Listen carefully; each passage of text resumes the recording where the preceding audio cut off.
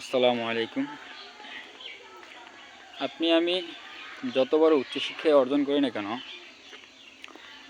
তার দ্বারা হয়তো আমরা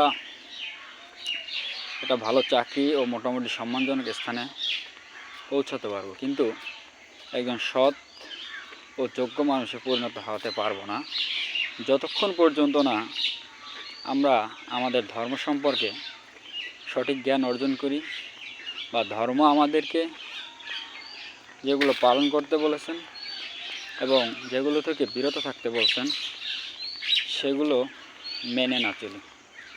আর ধর্ম আমাদের যেগুলো পালন করতে বলছেন সেগুলো যদি আমরা পালন করি এবং মেনে চলি, আমি যদি উচ্চশিক্ষা অর্জন নাও করি তারপরও একসময় আমি একজন যোগ্য ও সৎ মানুষে পরিণত হতে পারব। তাই আপনার আমার উচিত ধর্মকে সঠিকভাবে জানা এবং ধর্ম আমাদের যেগুলো বলছে সেগুলো সঠিকভাবে পালন করা।